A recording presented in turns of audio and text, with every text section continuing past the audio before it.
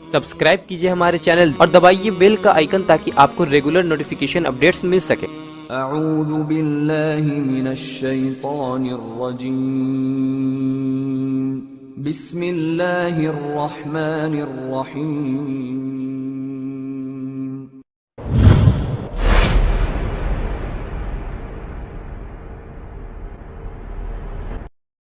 سبيل الدموع سبيل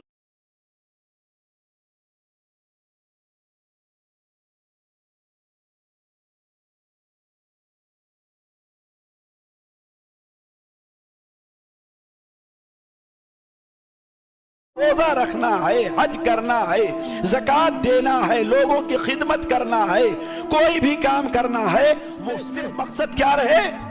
اللہ تبارک و تعالیٰ کی رضامندی، دنیا کوئی فائدہ وہاں مد نظر نہ رہے، یہی اخلاص ہے۔ اللہ کے لیے مخلص ہو، اللہ کی رضا چاہیں تو اللہ کی قسم مسجد سے آپ کا نکلنے کا جی نہیں کہے گا۔ اخلاص وہ قیمتی جوہر، وہ کندن ہے کہ اگر پہاڑ کے اوپر رکھ دیا جائے تو یہ پہاڑ مٹی کا نہیں رہ جائے گا، ہیرے اور موتی کا بن جائے گا۔ شیخ کو مدعو کرتا ہوں کہ اخلاص کی اہمیت اس عنوان پر شیخ روشنی ڈالے۔ شیخ مقصود الحسن فیضی حفظ اللہ۔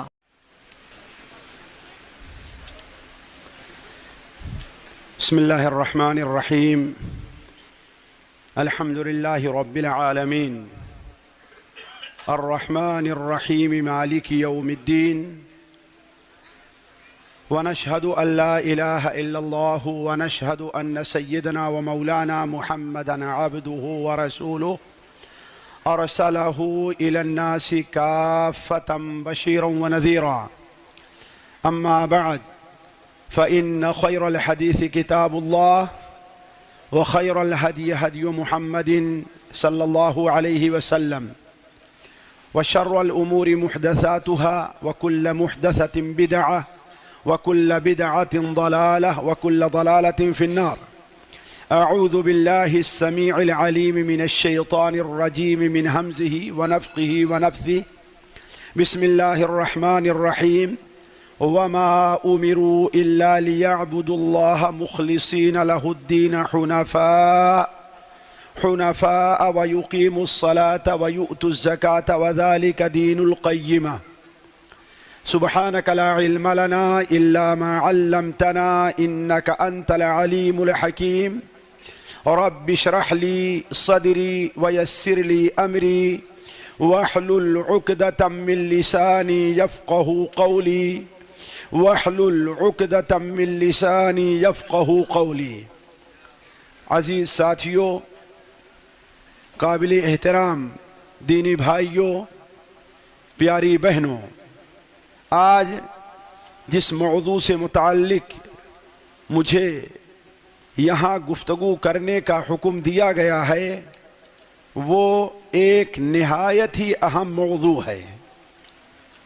یہ موضوع جسے شریعت میں کسی بھی عمل کی، چاہے نماز ہے، روزہ ہے، شہادتین کا اقرار کرنا ہے، لا الہ الا اللہ کا پڑھنا ہے، زکوٰۃ دینا ہے، کوئی بھی کام کرنا ہے، ہر عمل کی روح اخلاص ہے۔ اگر کسی کے عمل میں اخلاص نہ پایا گیا تو وہ شخص خواہ اللہ تعالیٰ کے راستے میں اپنی گردن کٹا دے، وہ شخص اپنی تمام جمع پونجی خواہ اللہ تعالیٰ کے راستے میں صرف کر دے، لیکن اسے کچھ بھی اللہ کے نزدیک ملنے والا نہیں ہے۔ مشہور صحابی حضرت عدی بن حاتم رضی اللہ تعالی عنہ، یہ عرب کا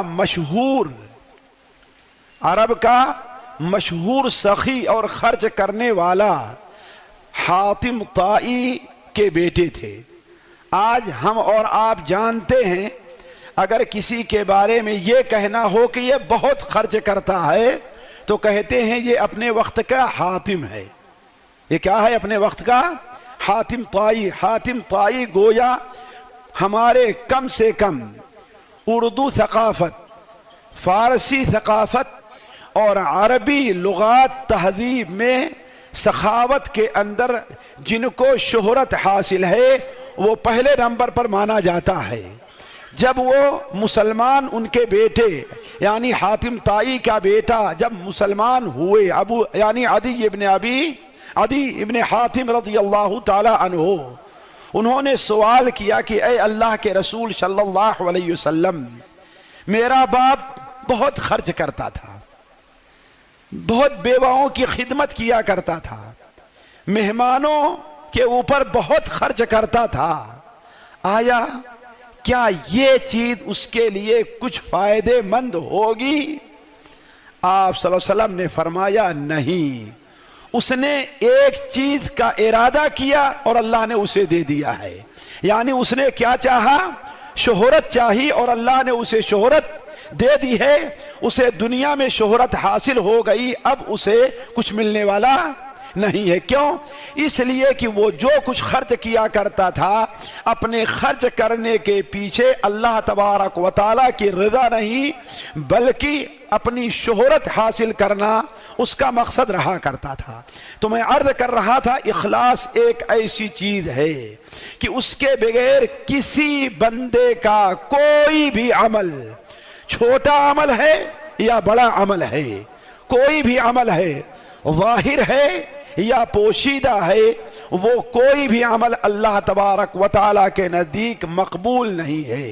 لہذا ہر عامل اور ہر مسلمان، مرد ہے یا عورت، چھوٹا ہے یا بڑا، عالم ہے یا جاہل، اسے اخلاص کو سمجھنا چاہیے اور اپنی زندگی میں اسے اپنانے کی کوشش کرنی چاہیے۔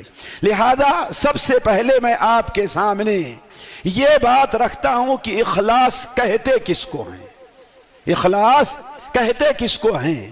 دیکھیے، اخلاص عربی کے 3 لفظ خلاصہ، خا لام صاد سے بنا ہے، جس کے اصل معنی ہوتے ہیں کسی چیز کو پاک اور صاف کرنا، کسی چیز کو پاک اور صاف کر دینا۔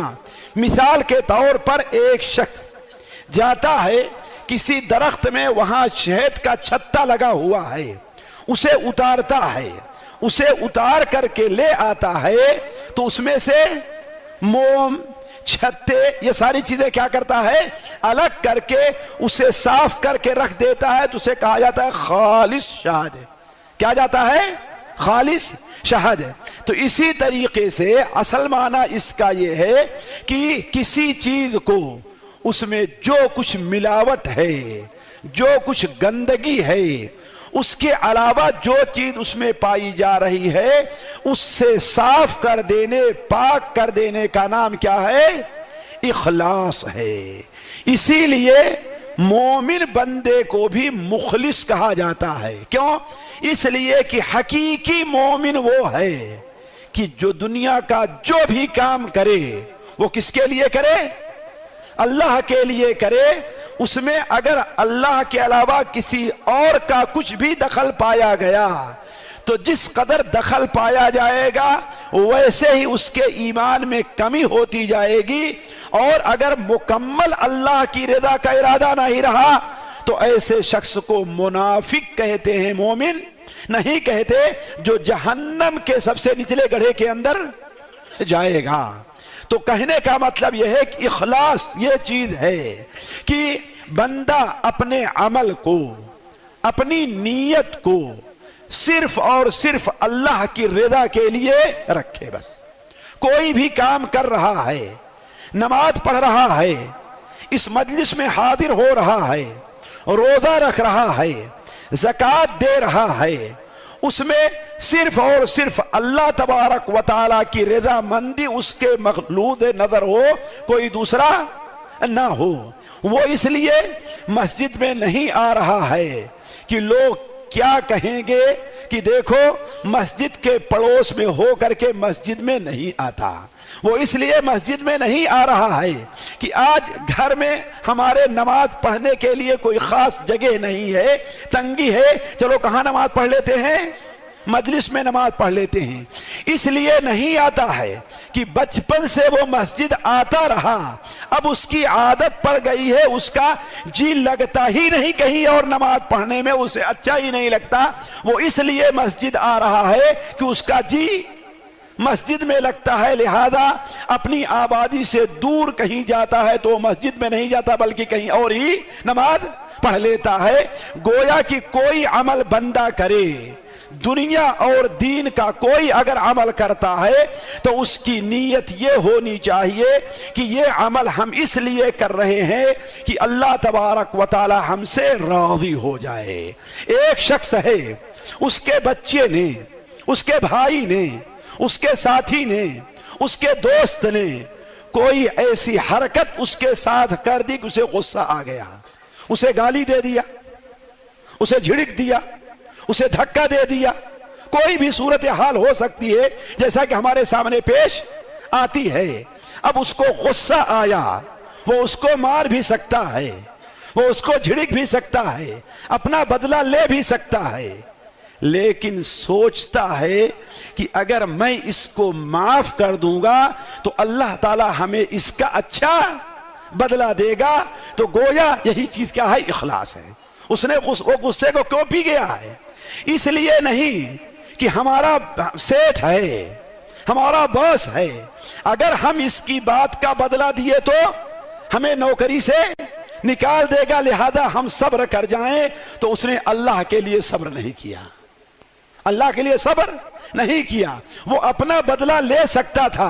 اسی لیے نبی کریم صلی اللہ علیہ وسلم کی حدیث سنن نسائی وغیرہ میں ہے، آپ صلی اللہ علیہ وسلم نے ارشاد فرمایا کہ جو شخص غصے کو پی جائے، اگر وہ چاہتا تو اس غصے کو نافذ کر سکتا تھا، لیکن اس کے باوجود اگر غصے کو پی جاتا ہے تو اللہ تبارک و تعالی قیامت کے دن اسے یہ اختیار دے گا کہ اے بندے جا جنت کی جس حور کا انتخاب کرنا چاہے تو انتخاب کر لے۔ وہ کس لیے؟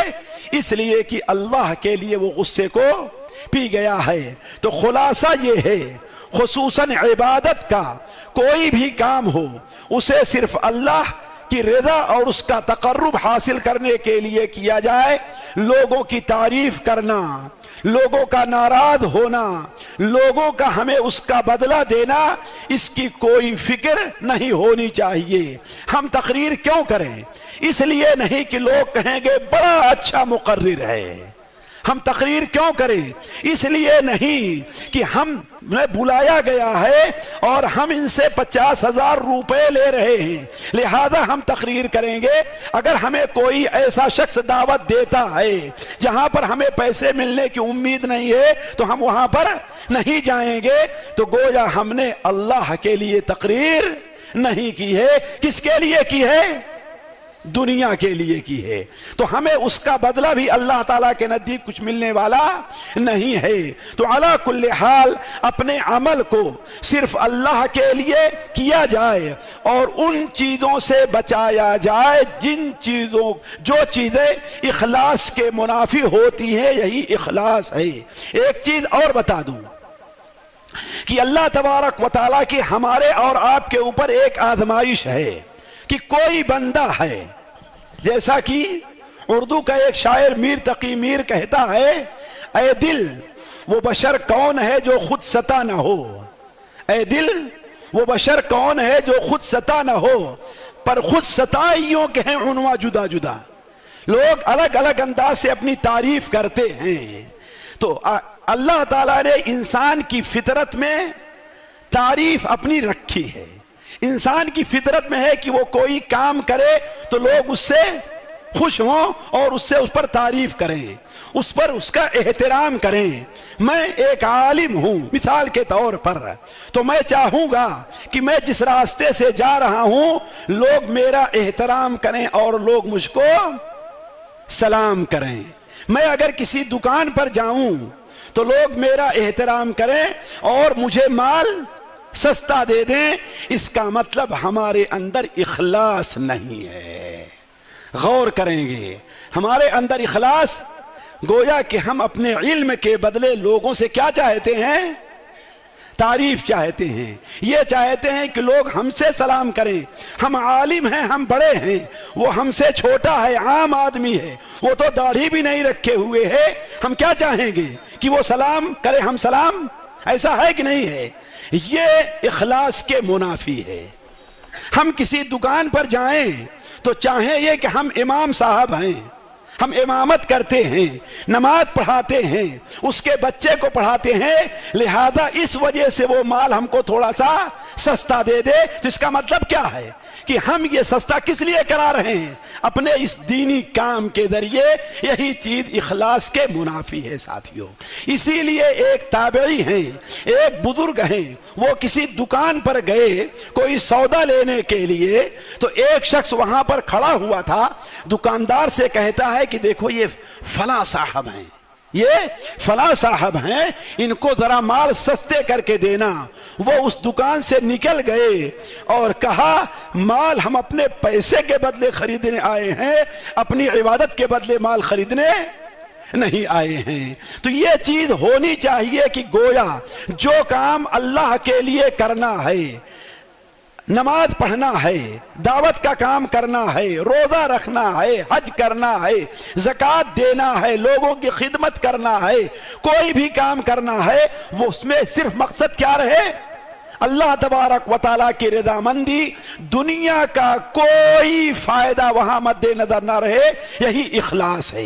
دیکھیے شریعت میں میرے عزیزوں اور میرے بھائیوں، میرے بھائی اور بہنوں، شریعت میں اخلاص کو بڑی اہمیت اللہ تعالیٰ نے دی ہے، حتیٰ کہ جیسا کہ ہم نے کہا ہر عمل کی روح اللہ تعالیٰ نے کس کو قرار دیا ہے؟ اخلاص کو۔ اللہ کے رسول صلی اللہ علیہ وسلم کی وہ حدیث جو بخاری شریف کی پہلی حدیث ہے، حضرت عمر ابن خطاب سے مروی ہے، آپ صلی اللہ علیہ وسلم نے کیا بیان فرمایا؟ انما الاعمال بالنیات، انما الاعمال بالنیات، تمام اعمال کی صحت اور اللہ تعالیٰ کے نزدیک قبولیت کا دار و مدار کس کے اوپر ہے؟ نیت کے اوپر ہے۔ اگر آپ کی نیت اللہ کو راضی کرنا ہے تو آپ کو یہ ملے گا، اگر آپ کی نیت اس کے عوض میں پیسے کمانا ہے تو پیسے مل گئے، اللہ کی رضا آپ کو ملنے والی نہیں ہے۔ اگر اس سے مقصد آپ کا شہرت حاصل کرنا ہے تو شہرت مل گئی، اللہ کے نزدیک آپ کو اس کا اجر ملنے والا نہیں ہے۔ اسی لیے علماء اس آیت کی تفسیر میں الذی خلق الموت والحیات لیبلوکم ایکم احسن عملا، اللہ تعالیٰ نے موت کو اور زندگی کو، آپ کو زندگی دی ہے، زندگی کے بعد موت دی ہے، اور اس زندگی میں آپ کو عمل کرنے کا موقع دیا ہے، کس لیے؟ تاکہ آپ اچھا عمل کریں، تاکہ آپ اچھا عمل کریں، اس لیے کہ موت کے بعد یہ اچھا عمل آپ کے کام آئے گا۔ علماء خصوصاً فضیل ابن عیاض نے اس کی تفسیر کی ہے کہ احسن الاعمال کے معنی ہے اخلص الاعمال۔ کیا اس کا معنی؟ اخلص الاعمال، یعنی تم جو بھی عمل کرو اللہ کی رضا، اللہ کے تقرب حاصل کرنے کا، وہ خلوص نیت کے ساتھ کرو، دکھاوے کے لیے نہ کرو۔ اسی لیے امام ابن الجوزی رحمہ اللہ نے ایک بڑی بہترین بات کہی ہے، انہوں نے کہا ہے کہ اخلاص وہ صاف صافی مشک ہے۔ مشک سمجھتے ہیں نا؟ مشک جسے ہندی میں کیا کہتے ہیں؟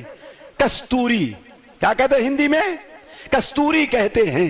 مشک بہت مشہور لفظ ہے اردو کا، کہا کہ ایسا صاف اور خالص مشک ہے جو دل کے مشک کے اندر رکھا ہوتا ہے۔ کہاں ہوتا ہے؟ دل کے مشک میں، یعنی اس کا تعلق خالص کس سے ہے؟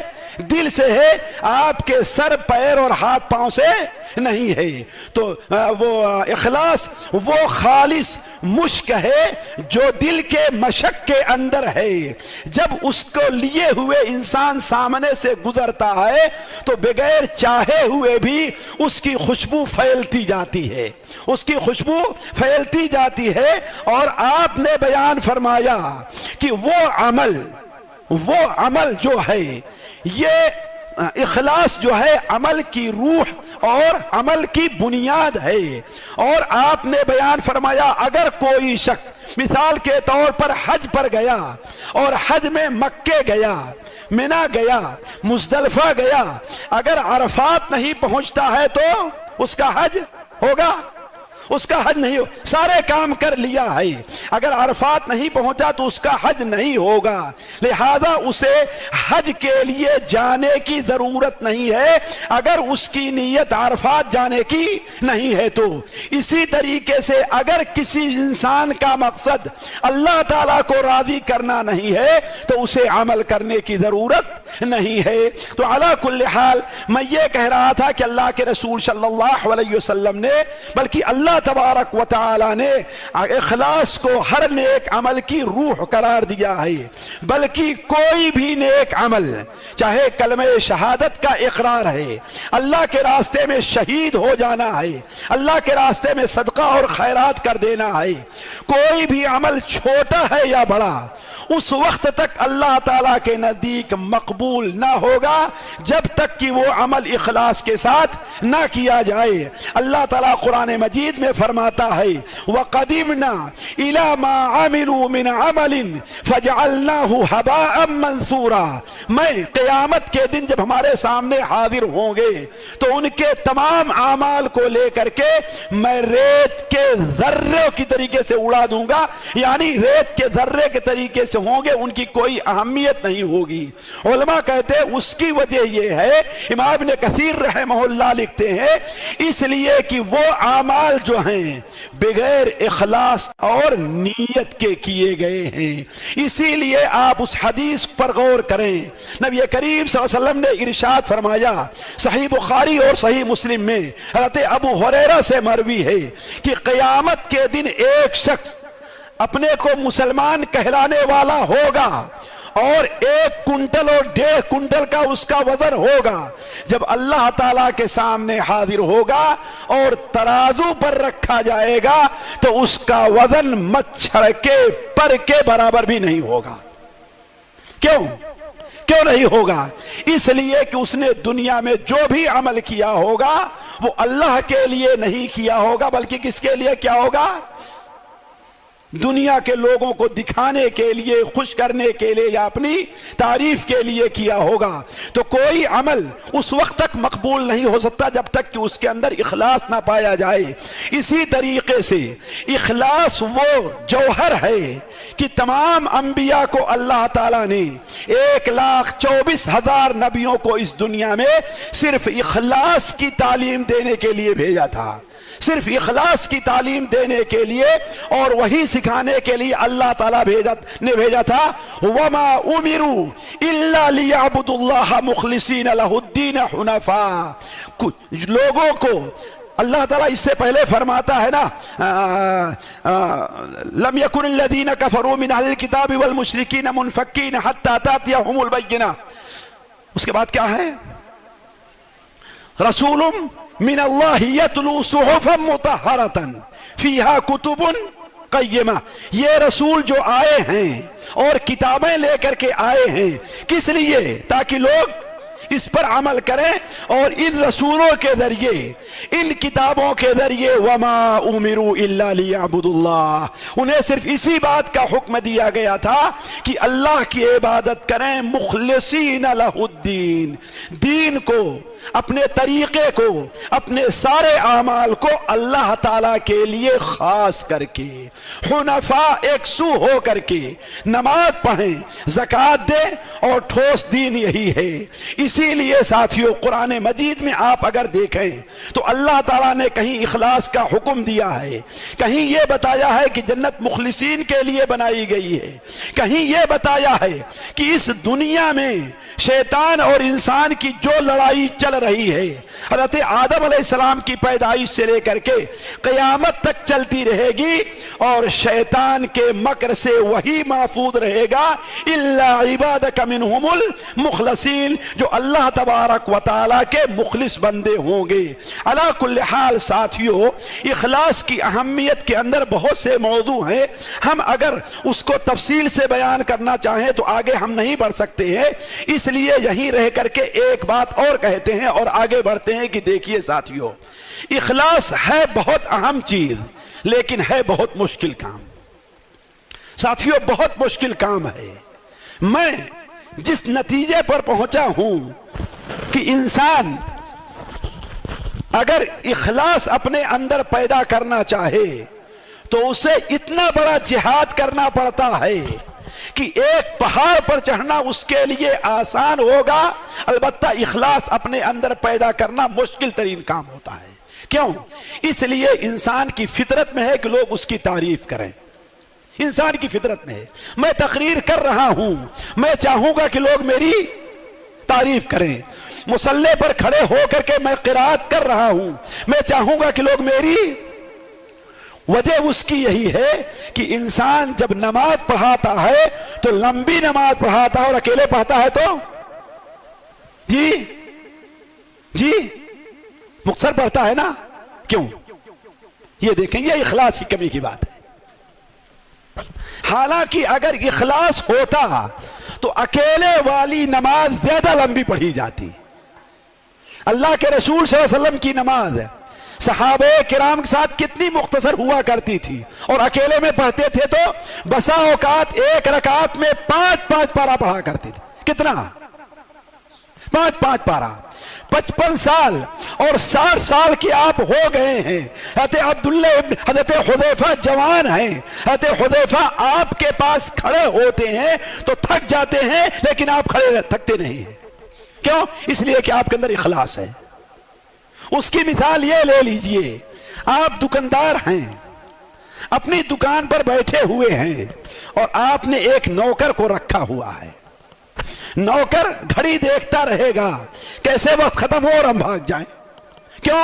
اس لیے کہ وہ پیسے کے لیے کام کر رہا ہے کہ نہیں؟ گھڑی دیکھتا رہے گا جیسے وقت ہو اور ہم بھاگ کھڑے ہوں. اور آپ کیا چاہیں گے کہ جتنا وقت لمبا ہو جائے. گراہک آ رہے ہیں، پیسہ آ رہا ہے، اس لیے کہ آپ پیسے کے لیے مخلص ہیں، پیسہ چاہتے ہیں آپ. اگر اسی طرح آپ اللہ کے لیے مخلص ہوں، اللہ کی رضا چاہیں تو اللہ کی قسم مسجد سے آپ کا نکلنے کا جی نہیں کہے گا. مسجد سے ہم اکتاتے کیوں ہیں؟ ہم کیوں اکتا جاتے ہیں؟ اس لیے کہ ہمارے اندر اخلاص نہیں ہے. امام ابن حبان رحمہ اللہ صحیح ابن حبان میں حضرت عائشہ رضی اللہ تعالیٰ عنہ سے نقل فرماتے ہیں کہ ان کے کچھ شاگرد عبید اور دوسرے لوگ حضرت مائی عائشہ کی خدمت میں حاضر ہوئے. یہ میں مثال دے رہا ہوں کہ اگر انسان کے اندر اخلاص ہے تو دنیا کی کوئی چیز اسے اچھی نہیں لگتی ہے، کوئی چیز اچھی نہیں لگتی ہے. وہ بیان کرتی ہیں کہ اللہ کے رسول کے بارے میں پوچھتے ہیں وہ لوگ حضرت عائشہ سے کہ اللہ کے رسول کی زندگی کا سب سے عجیب کام آپ کو کیا نظر آیا ہے. کس سے پوچھ رہے ہیں؟ مائی. ظاہر بات اللہ کے رسول کے بارے میں یہ سزا کون جانتا ہوگا. کہا اللہ کے رسول کی زندگی کا سب سے بہتر کام آپ کو کیا لگا ہے، سب سے عجیب کام کیا لگا ہے.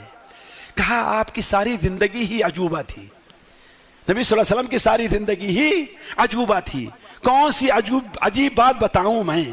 پھر اس کے بعد بتلانے لگی کہ ایک بار اللہ کے رسول صلی اللہ علیہ وسلم ہمارے پاس آ کر کے لیٹے. ساتھیو گستاخی معاف. اے اللہ تعالیٰ اگر اللہ کے رسول کی شان میں کوئی گستاخی ہو تو معاف کر دیجیے گا. لیکن یہ بتائیے ہم میں سے ایک شخص ہو، دن کا تھکا ہوا ہے، رات میں اپنے بستر پر جائے، بغل میں اس کی جوان اور خوبصورت بیوی ہو تو اس کا جی اٹھنے کا کہے گا؟ جی گستاخی معاف کریں گے، اٹھنے کا کہے گا اس کا جی؟ لیکن مائی عائشہ بیان فرماتی ہیں کہ اللہ کے رسول ابھی تھوڑی دیر لیٹے ہوئے تھے. کہتے اے عائشہ اس لیے کہ یہ وقت تمہارا ہے، یہ وقت تمہارا ہے. یا عائشہ تو دعینی اتعبد لربی. اے عائشہ اگر تم اجازت دو تو میں تھوڑی دیر کھڑے ہو کر اللہ تعالیٰ کی عبادت کر لوں. یا عائشہ تو دعینی اتعبد لربی. اجازت دے دو تو تھوڑی دیر کھڑے ہو کر کے میں اللہ کی عبادت کر لوں. مائی عائشہ کہتی ہم نے کہا اے اللہ کے رسول آپ کا قرب، آپ کے پاس رہنا میرے نزدیک زیادہ محبوب ہے، لیکن اگر آپ کی وہی خواہش ہے تو میں آپ کی خواہش اور آپ کے درمیان رکاوٹ نہیں بنتی. माँ आयशा बयान फरमाती कि अल्लाह के रसूल सल्लल्लाहु अलैहि वसल्लम खड़े हो गए और पूरी रात आपने नमाज में गुजार दी है, यहां तक कि फजर के लिए हज़रत बिलाल आपको बुलाने आए हैं। आखिर उस बूढ़े इंसान के अंदर ये ताकत आई कहां से? सोचने की बात है। ताकत आई जिंदगी दुनिया में आपके पास भी तो काम थे कि नहीं काम थे, बल्कि नबी सल्लल्लाहु अलैहि वसल्लम जितने मशगूल इंसान थे दुनिया में कोई उतना मशगूल इंसान नहीं है। एक इंसान को अपना गम होता है, अपने भाई का गम होता है, अपने बीवी बच्चों का, अपने खानदान का, अपने घर का गम होता है, लेकिन नबी सल्लल्लाहु अलैहि वसल्लम थे, आपको कितनी बेवा औरतों और यतीम बच्चों का गम था पूरे मदीना मुनव्वरा के अंदर। तभी तो माई आयशा कहती हैं कि जब लोगों ने अल्लाह के रसूल को तोड़ करके रख दिया, किस चीज ने? लोगों के गम ने। तभी तो मैं कहता हूं मीर ने यह बात अपने बारे में कही है, अगर यह शेर किसी पर मुकम्मल फिट आ सकता है तो वो मोहम्मद इब्ने अब्दुल्लाह सल्लल्लाहु अलैहि वसल्लम का किसी और पर नहीं फिट आ सकता है। वो शेर क्या है? खंजर चले किसी पे तड़पते हैं हम अमीर, सारे जहां का दर्द हमारे जिगर पे है। अगर वो जिगर किसी का था तो क्या क़यामत तक आने वाले मुसलमानों का दर्द किसके जिगर पर था? अल्लाह के रसूल सल्लल्लाहु अलैहि वसल्लम के जिगर पर था। उसके बावजूद इतनी देर तक खड़े होकर इबादत कर रहे हैं। जरा सोचे यार, ये इखलास है साथियों। तो यही इखलास अगर हमारे अंदर हो, ये पैदा करने की जरूरत है, तो मस्जिद से हमारा जी नहीं उकताएगा। लेकिन बाजार आबाद रहता है, मस्जिद खाली रहा करती है। अगर ग्राउंड के अंदर क्रिकेट होने लगे आप तो देखिए बगैर बुलाए लोग पहुंच जाएंगे, और यहां अल्लाह की तरफ से बुलाने वाला बुला रहा है, हय्या अलस सलाह हय्या अलल फलाह, लेकिन अल्लाह की आवाज पर लब्बैक कहने वाला कोई नहीं। क्यों? इसलिए कि इखलास नहीं पाया जा रहा। तो इंसान की फितरत में असल में सुस्ती अल्लाह ने रखी है, इंसान की फितरत में अपनी जात की तारीफ अल्लाह ने रखी है, इंसान की फितरत में शोहरत अल्लाह ने रखी है। इन तमाम बातिल माबूदों को ज़बह कर देना, शोहरत की कोई परवाह ना हो, अपनी इज्जत की कोई परवाह ना हो, अपने माल की कोई परवाह ना हो, और अपनी तारीफ की कोई परवाह ना हो, इन तमाम शैतानों को छुरी से ज़बह कर देने का नाम इखलास है साथियों। और ये बहुत मुश्किल चीज है। हज़रत अब्दुल्लाह इब्न उमर रज़ी अल्लाह ताला अन्हु ने दिन भर रोजे से थे, दिन भर रोजे से थे। शाम को जब इफ्तारी का वक्त हुआ, इफ्तारी के लिए जो सामान लाया गया, साथियों आज के ऊपर ना कियास करें। मैं तो कहता हूं आज इंसान भूख लगती ही नहीं, उसको भूख से खाना खाता ही नहीं है। तो एक ड्यूटी है कि इतने बजे खाना, इतने बजे खाना, इतने बजे खाना है। हर जगह सफर भी कर रहा है, हर 4-5 किलोमीटर के ऊपर कोई दुकान, जेब में पैसे हैं और दुकान पर सामान है, किसी को भूख लगती ही नहीं है। भूख तो उन लोगों को लगा करती थी कि 3-3 दिन तक खाने को कुछ मिलता नहीं था, यहां तक कि भूख किताब ना ला करके बाहर रोड पर आ जाया करते थे। है बात सही कि नहीं सही है? तो हज़रत अब्दुल्ला इब्न उमर दिन भर रोजे से हैं, इफ्तारी के लिए सामान आता है, इतने में एक फकीर आवाज देता है, सवाल करने वाला, इफ्तारी नहीं किया, और बेटे से कहा ले जाकर के उसको दे दो। और जब दे दिया वापस आकर कहता है कि बाप देखा कि बाप मेरा दिन भर का भूखा है, और जो खाना सामने है वो किसको दे दिया? कहा कि ऐ अब्बू जान, अल्लाह आपकी तरफ से इसको कबूल करे। क्या फरमाया? ऐ अब्बा जान, अल्लाह आपकी तरफ से इसको। कहा बेटा अगर मैं जान जाऊं कि ये चीज अल्लाह ने मुझसे कबूल कर ली है तो मैं मौत की तमन्ना करूंगा, इसलिए कि इन्नमा यतक़ब्बलुल्लाहु मिनल मुत्तक़ीन। मालूम नहीं मेरे दिल में किसी गोशे में कोई और चीज तो नहीं है। साथियों बड़ा मुश्किल मरहला है इखलास अपने अंदर पैदा करना। अहमद इब्न हंबल रहमहुल्लाह से उनके बेटे ने कहा कि ए अब्बू जान, ये आपके इखलास का नतीजा है।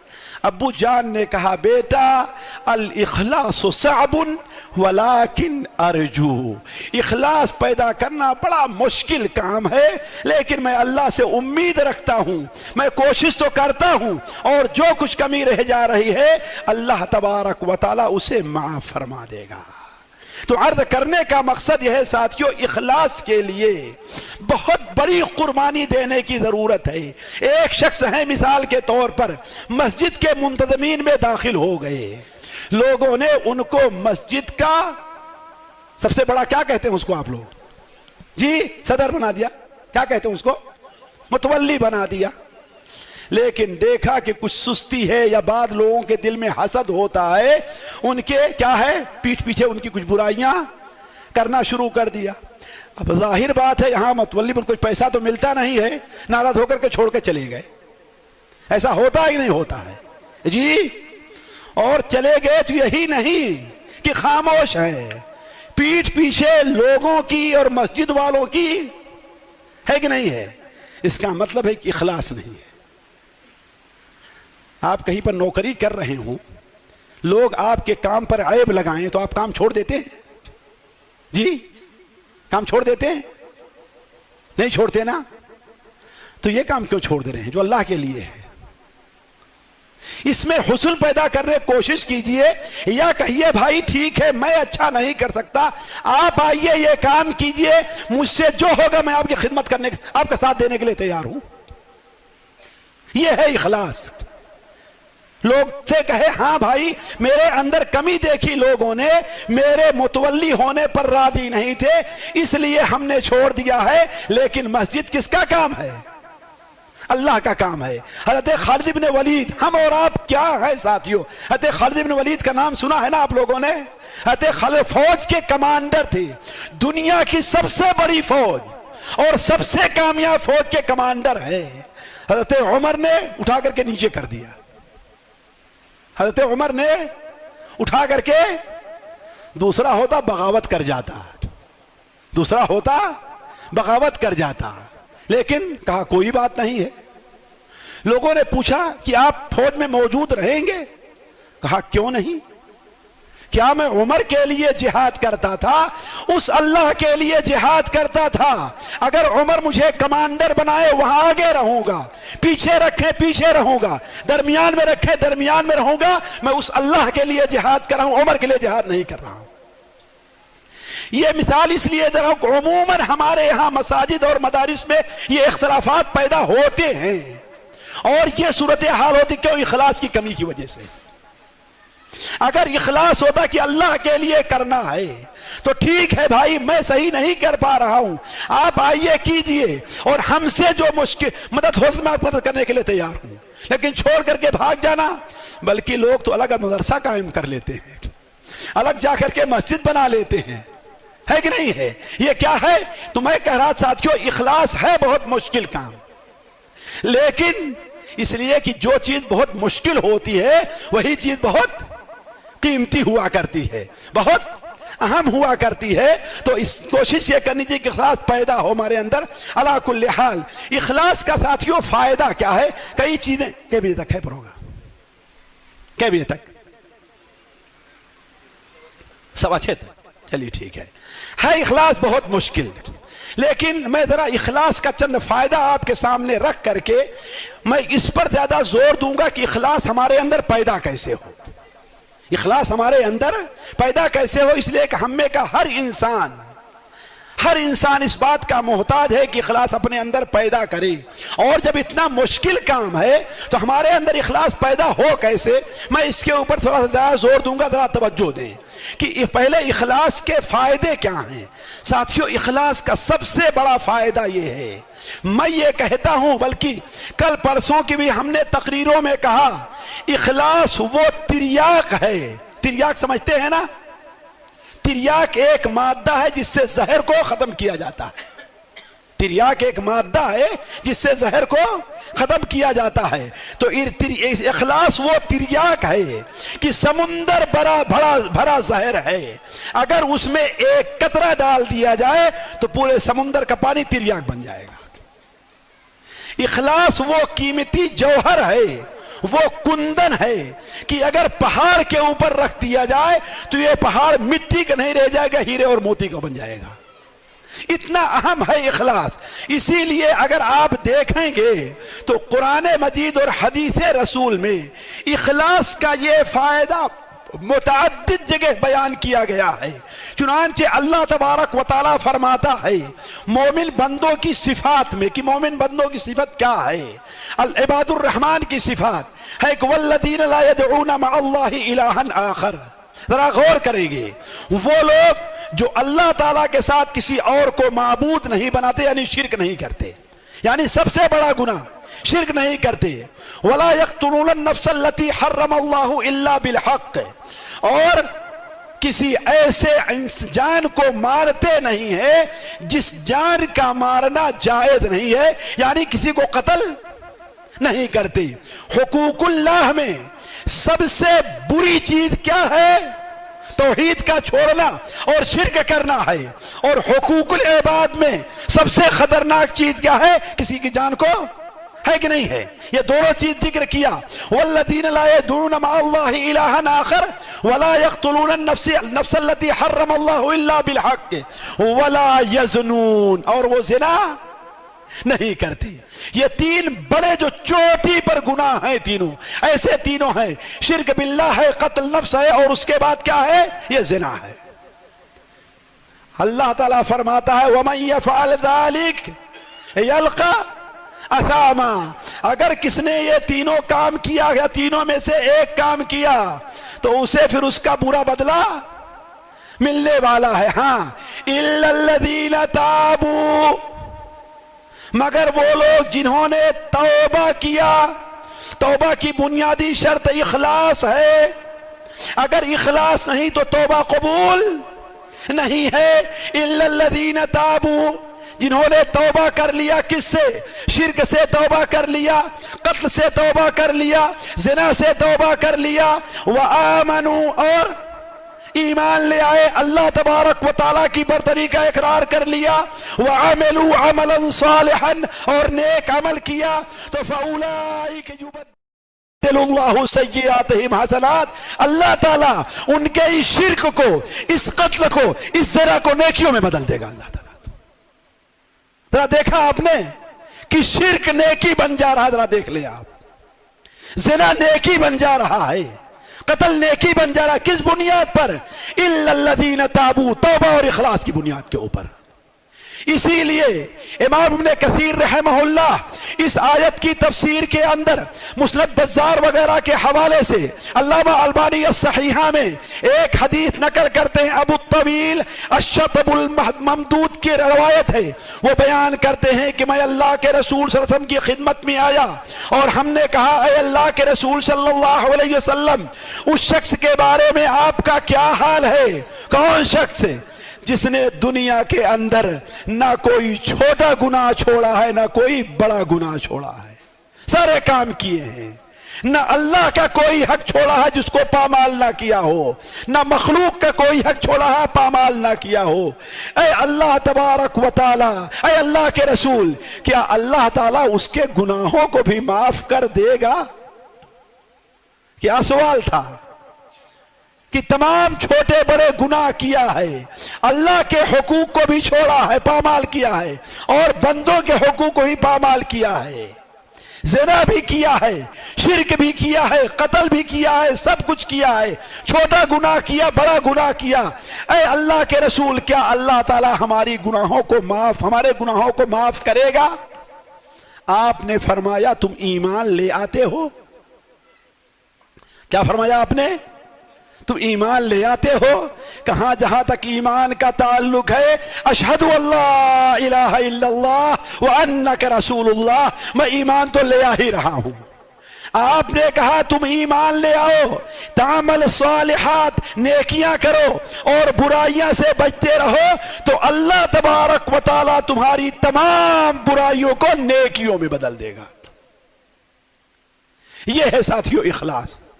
اگر اخلاص کا اتنا بڑا فائدہ کہ اگر کوئی بندہ اپنے اندر اخلاص پیدا کر لے تو اللہ تبارک و تعالی اس کے گناہوں کو بھی کس میں بدل دیتا ہے. لیکن ہونا چاہیے اخلاص. ساتھیو اخلاص کو میں مثال دوں کیسے ہے. ایک بوڑھا آدمی، میں نام نہیں بتاؤں گا ورنہ شاید میری تعریف ہو. ایک بوڑھا آدمی 90 سال کی تقریباً عمر ہے. کتنا؟ 90 سال کی عمر تھی. اس نے کہا کہ اللہ سے امید ہے کہ اللہ تعالیٰ میرے تمام گناہوں کو معاف کر دے گا، البتہ مجھے ایک گناہ سے خوف ضرور ہے۔ یہ دیکھیے، یہ ہے ساتھیوں اخلاص کی نشانی، یہ ہے اخلاص۔ مجھے ایک گناہ سے خوف ضرور ہے۔ ہم نے کہا وہ کون سا گناہ ہے؟ اور اس واقعے کو گزرے ہوئے تقریباً 82 سال ہو گئے ہوں گے، لیکن اس بوڑھے کی آنکھوں میں آنسو آ گئے تھے۔ یہ اپنے آنکھوں کی دیکھی ساتھیوں بات، ایسا لگ رہا ہے کہ ابھی میرے ساتھ کھڑا، میں ان کے ساتھ بیٹھا ہوں ابھی جب یہ بات بتائی مجھ سے۔ یعنی 80 سال سے زائد ہو گئے، پھر بھی اس کا درد دل سے ختم نہیں ہوا ہے۔ ہم نے کہا وہ کون سا گناہ ہے؟ کہا کہ میں 7 سال 8 سال 9 سال، یعنی ابھی بالغ نہیں ہے، ابھی ان کے اوپر گناہ لکھنے کا وقت نہیں آیا ہے، لیکن اللہ کا جلال کا اور اللہ کا خوف دیکھیے۔ وہ کہتا ہے مجھے کالے کتے نے کاٹ لیا تھا۔ کس نے؟ کالے کتے نے کاٹا تھا۔ تو چونکہ اپنے باپ کی سب سے چھوٹی اولاد میں تھا، بیٹوں میں، اس لیے باپ کو مجھ سے زیادہ ہی کچھ محبت تھی۔ ڈر ہوا، کہا کہ فلاں ایک تیلی کو کاٹا وہ مر گیا تھا، فلاں کو کاٹا وہ مر گیا تھا۔ باپ کے دل میں ڈر پیدا ہوا کہ کہیں اس پاگل کتے کے کاٹنے کی وجہ سے میرا بیٹا بھی نہ مر جائے۔ تو کہا انہیں پتا چلا کہ فلاں جگہ ایک ہندو ہے جو دم کرتا ہے۔ کس کا؟ پاگل کتے کو کوئی کاٹے، کسی کو کاٹے تو اس کو دم کرتا ہے۔ کہا مجھے لے کر کے گئے۔ وہ ہندو ایک پیپل کے درخت کے نیچے بیٹھا ہوا تھا۔ اس نے کہا کوئی منتر بتایا، اس کو تم پڑھتے رہو اور پیپل کے درخت کے کئی چکر تم لگاؤ۔ کہا کہ میرے والد نے کہا تم چکر تو لگا لو، لیکن تم اللہ اللہ پڑھتے رہنا اور جو کچھ کرا اس کو نہ پڑھنا۔ کہا کہ وہ ایک گناہ ہے شرک کا، وہ ایک گناہ ہے شرک کا، اس کے بارے میں ڈر ہے کہ پتہ نہیں اللہ مجھے معاف کرے گا کہ نہیں معاف کرے گا۔ ذرا ساتھیوں سوچیں، وہ بھی نابالغی میں۔ یہ اللہ کی عظمت اور اپنے اخلاص کی انتہا ہے ساتھیوں، کہ اتنی عمر کے بعد بھی اس کو خوف ہے اس گناہ سے۔ تو اللہ تبارک و تعالی کیا اخلاص اگر پایا جائے تو بندہ اللہ تبارک و تعالی سے توبہ ہمیشہ کرتا رہتا ہے۔ علی کل حال آگے بڑھتے ہیں۔ اگر بندے کے اندر اخلاص پایا جائے تو بندے کا ایک معمولی سا عمل بھی اس کے نجات کے لیے کافی ہو جاتا ہے، اور بہت زیادہ عمل کرنے والوں سے بڑھ جایا کرتا ہے۔ اسی لیے کل بھی ہم نے بتایا تھا ایک درس میں کہ اللہ تعالیٰ قیامت کے دن جب ترازو رکھے گا تو اس پر بندوں کو بھی تولے گا، بندوں کے نامہ اعمال کو بھی تولے گا، اور نامہ اعمال کا ثواب کیا ہے اس کو بھی تولے گا۔ بندوں کو بھی تولے گا، بندوں کے نامہ اعمال جس پر اس کے اعمال لکھے ہوں گے اچھے اور برے اس کو بھی تولے گا، اور ایک عمل کا کتنا ثواب ہوتا ہے، وزن ہوتا ہے، اس کو بھی تولے گا۔ تبھی تو آپ صلی اللہ علیہ وسلم کی وہ حدیث آپ لوگوں نے بار بار سنا ہوگا، سنن نسائی وغیرہ میں ہے کہ آپ نے کیا بیان فرمایا؟ سبق درہم 100,000 درہم۔ آپ نے کیا بیان فرمایا؟ اللہ کے نزدیک 1 درہم کا ثواب 1,00,000 درہم سے بڑھ گیا ہے۔ ذرا دیکھیے کس کا؟ 1 درہم کیا پرسنٹیج ہوگا بھائی بتائیے؟ 1,00,000 کا 1 سے کیا پرسنٹیج ہوگا؟ کوئی میتھمیٹکس میں ماہر ہے آدمی بتائے؟ 0 کے نیچے آئے گا نہیں آئے گا؟ وہ پرسنٹیج میں نیچے آئے گا نا، لیکن 1,00,000 سے آگے بڑھ گیا ہے۔ صحابہ نے کہا اے اللہ کے رسول کیوں؟ کہا اس لیے کہ جس نے 1 درہم دیا تھا وہ بیچارہ صرف 2 درہم کا مالک تھا بس۔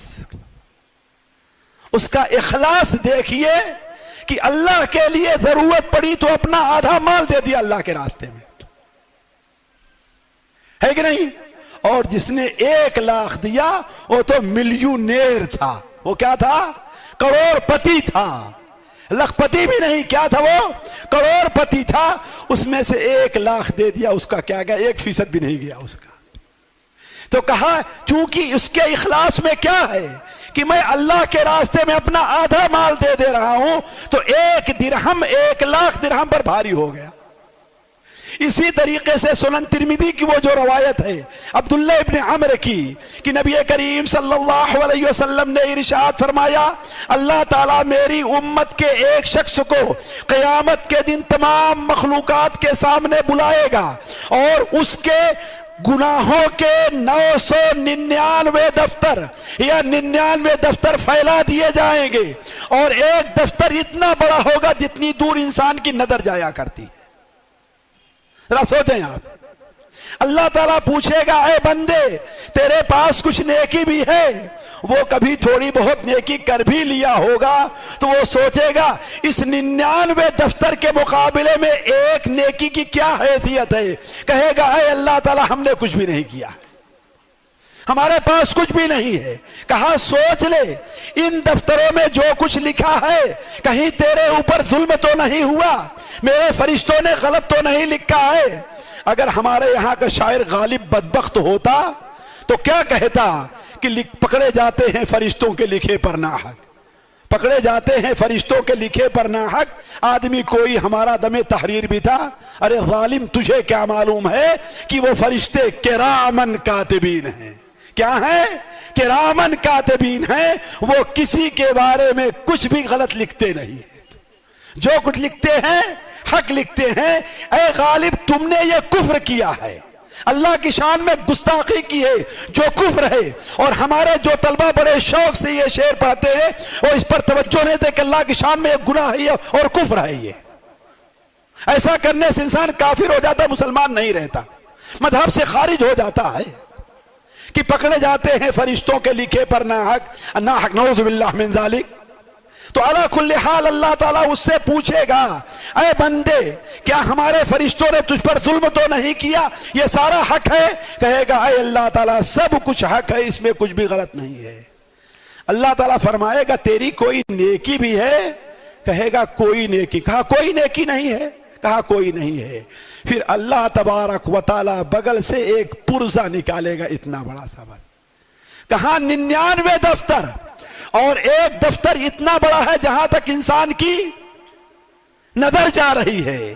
اس لیے کہ جانتے ہیں آپ اگر صبح سے شام تک اپنا ایک دن کا کام لکھنا چاہیں، اللہ کی قسم 100 صفحے کی دفتر بھر دیں گے آپ کیا بولے ہیں، کیا کھائے ہیں، کہاں ہنسے ہیں، کہاں پر آپ روئے ہیں، کس کے بارے میں غلط سوچا ہے، کس کے بارے میں اچھا سوچا ہے، کہاں آپ کی نظر غلط اٹھی ہے، کہاں آپ نظر کو چھپا لیا ہے، یہ ساری بات آپ لکھنا چاہیں کتنا بڑا دفتر بن جائے گا۔ تو زندگی بھر کا معاملہ ہے، 99 دفتر ہیں۔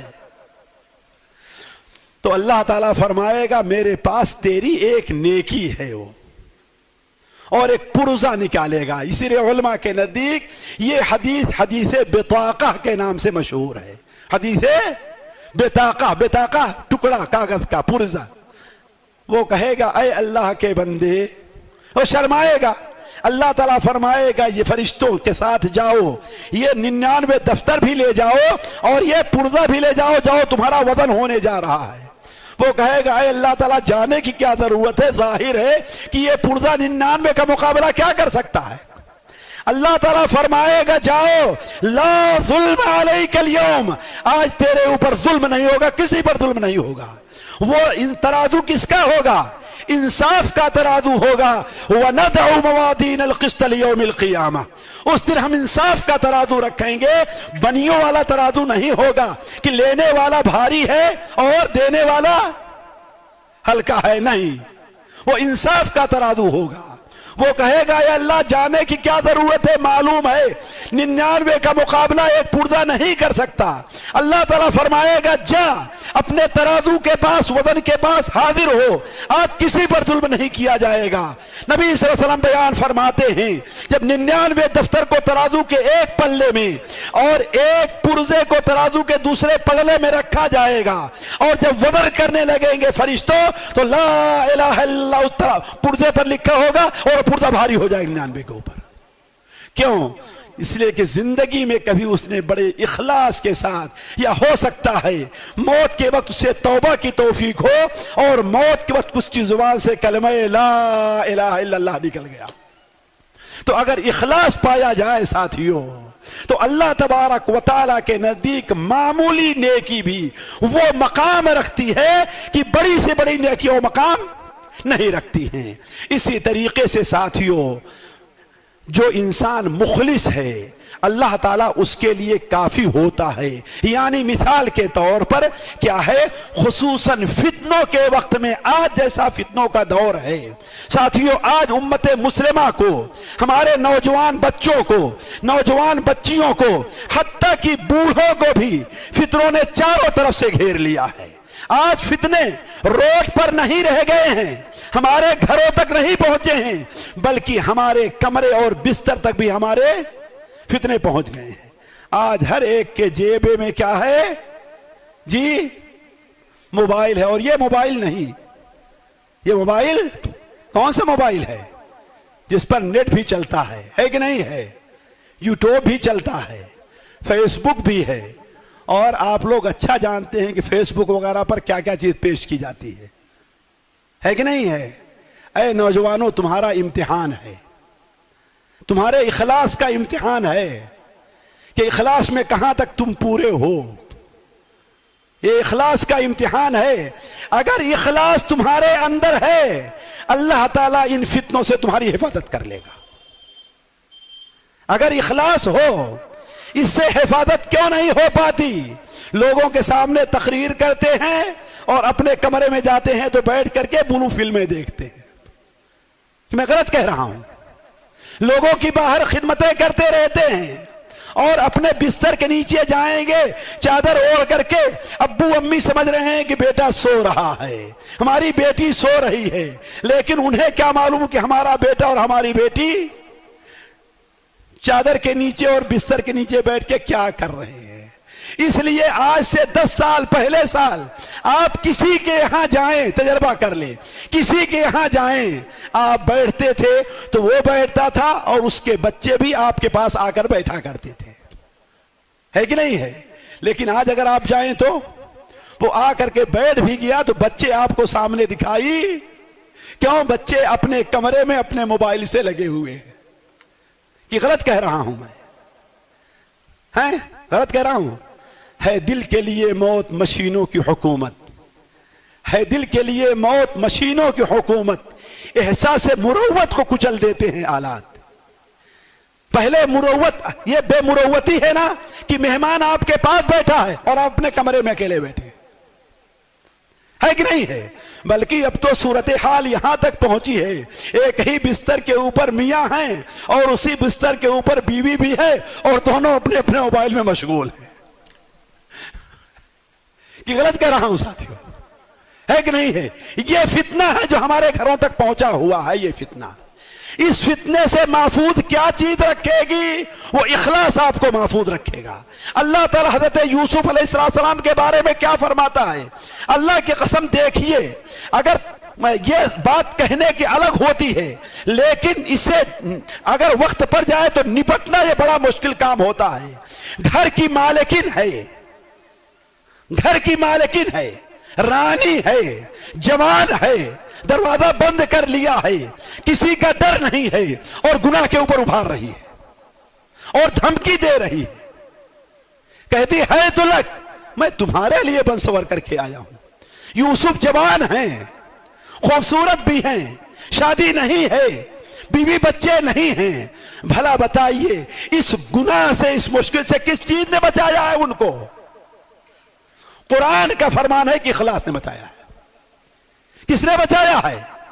اخلاص نے. قرآن مجید کا فرمان ہے وَلَقَدْ هَمَّتْ بِهِ وَهَمَّ بِهَا لَوْلَا أَن رَّأَىٰ بُرْهَانَ رَبِّهِ.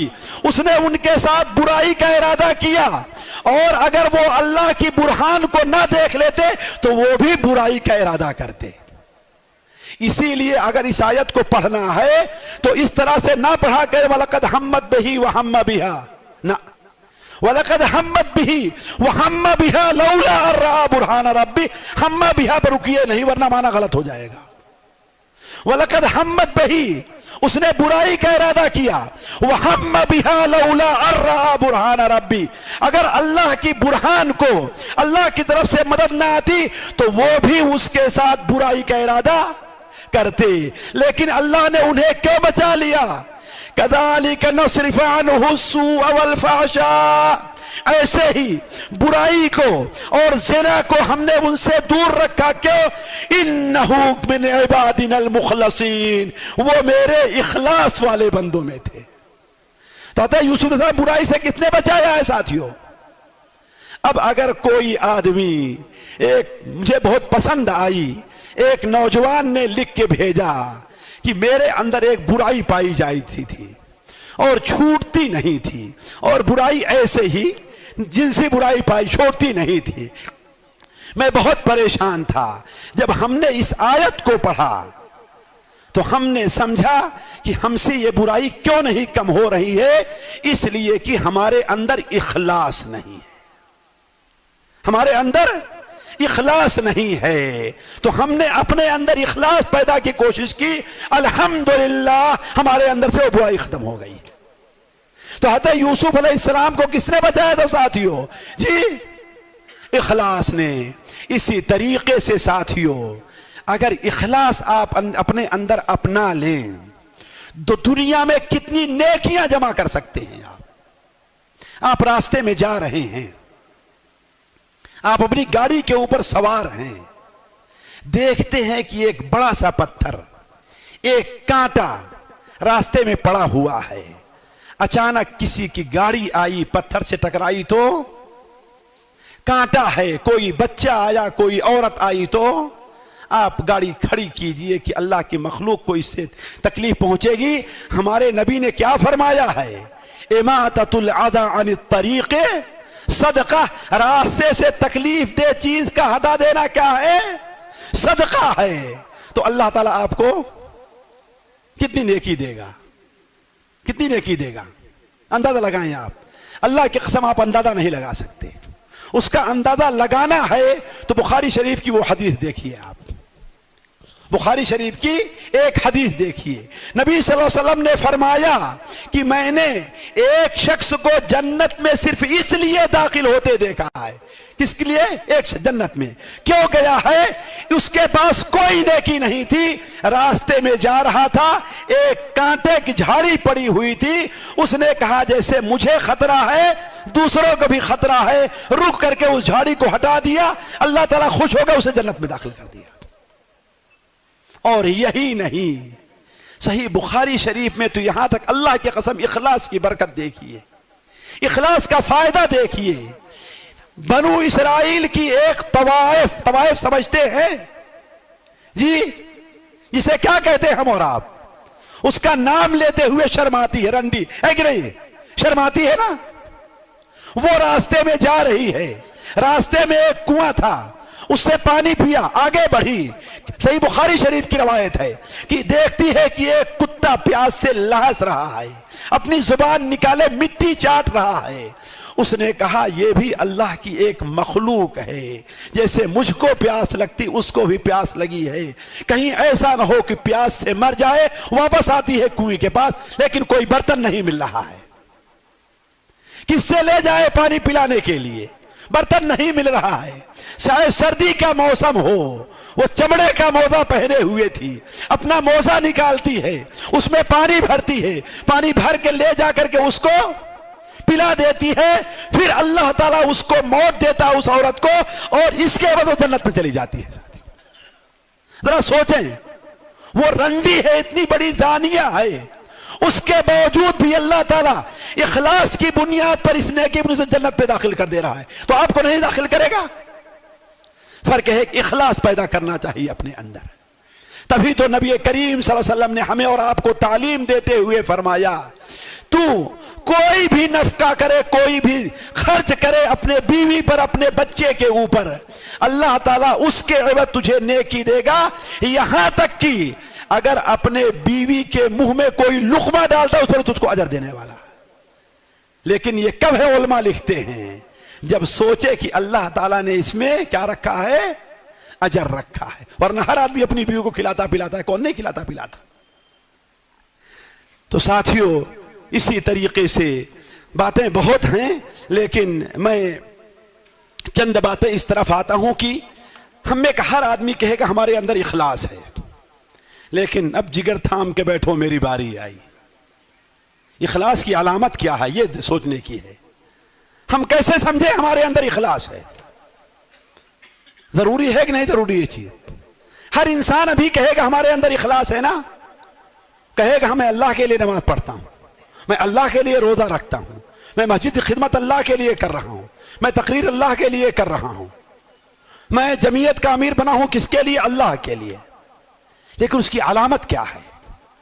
हम अगर आजमाना है कि हमारे अंदर इखलास है तो कैसे आजमाएं हम, ये सोचने की जरूरत है। उससे मुताल्लिक चंद चीजें देखिए। पहली चीज ये है कि कोई भी काम करते वक्त इंसान कोई भी काम कर रहा है, उस वक्त अल्लाह तबारक व तआला की रिजा को मद्देनजर रखे। मिसाल के तौर पर जरा गौर करेंगे, हमारा तमाम जितने लोग हैं यहां पर, अभी मगरिब की अजान होगी तो वजू करने दौड़ेंगे कि नहीं दौड़ेंगे? दौड़ेंगे ना, सारे लोग दौड़ेंगे। और किसके लिए दौड़ेंगे? वजू टूट गया है, जाहिर बात नमाज पढ़ने के लिए, अच्छी चीज है और अल्लाह ही के लिए। लेकिन अगर उसके साथ साथ वजू करने जाएं, अगर जो सोच रहे हैं शायद मेरा वजू है कि नहीं, उन लोग सोचते हैं ना शायद मेरा वजू है, शायद मेरा वजू है, अच्छी चीज है, कोई बात नहीं है। लेकिन अगर ये सोच ले इंसान कि अगर हम अभी वजू करते हैं तो वजू करने का कितना बड़ा फायदा है, कितना बड़ा सवाब है, अल्लाह के लिए इंसान वजू करे कितना बड़ा अजर है। सही मुस्लिम शरीफ की रवायत है, उकबा इब्न आमिर हज़रत उमर इब्न खत्ताब की रवायत है ना, कि जो शख्स वजू करे और अच्छी तरीके से वजू करे, वजू करे और अच्छी तरीके से वजू करे, और वजू के बाद क्या कह दे? अशहदु अल्ला इलाहा इल्लल्लाहु वहदहु ला शरीक लह व अशहदु अन्न मुहम्मदन अब्दुहु व रसूलुहु। कितनी देर लगेगी साथियों? कितनी देर लगेगी वजू करने में और ये कहने में? जी कितनी देर लगेगी? 1-2 मिनट। लेकिन फायदा क्या होगा? उसके लिए आसमान के 8 दरवाजे खोल दिए जाएंगे, जन्नत के 8 दरवाजे। तो अगर ये सोचे तो वजू करने को उसका जी कहेगा नहीं कहेगा? कहेगा ना। तो इंसान इखलास की एक बहुत बड़ी अलामत यही है। आज मेरे साथियों, मेरे अजीजों और मेरे दोस्तों, पूरा महीना गुजर जाता है, हमसे रोजा नहीं रख पाते हम, होता ही नहीं होता है। नफली रोजा रख लेते हैं हम लोग, सोचे क्यों, आखिर क्यों नहीं रख लेते? इसलिए कि इखलास की कमी है, इखलास की कमी है। अगर यही इखलास हो कि रोजा हम किसके लिए, अल्लाह की कसम रोजा रखना बड़ा आसान काम, कोई मुश्किल काम नहीं है, आसान काम है। बस फर्क यह है कि जानता हूं सवाबे ताअत व ज़ुहद, जानता हूं सवाबे ताअत व ज़ुहद, पर तबीयत उधर नहीं आती। एक इंसान अपने दोस्त साथ बाहर खड़े हो करके आधा घंटा बात कर लेता है कि नहीं है? लेकिन मस्जिद में अगर इमाम साहब ने थोड़ी सी नमाज लंबी कर दी और इमाम साहब किराए के है, दूसरे दिन उनका पत्ता साफ है, जाओ, है कि नहीं? हम यहां थक जाते हैं, वहां क्यों नहीं थके? तो अर्ज करने का मकसद यह है कि बंदा कोई काम करे, किस लिए करे? अगर ये काम करेगा उसका दिल लगेगा। मैं शाह इस्माइल शहीद रहमहुल्लाह का तज़किरा पढ़ रहा था। शाह इस्माइल शहीद रहमहुल्लाह हर इत्वार के दिन लाल किला के अंदर उनका कुरान मजीद का दर्स होता था, और अल्लाह ताला ने इस शख्स को अजीब मलका दिया था कुरान मजीद की तफसीर का।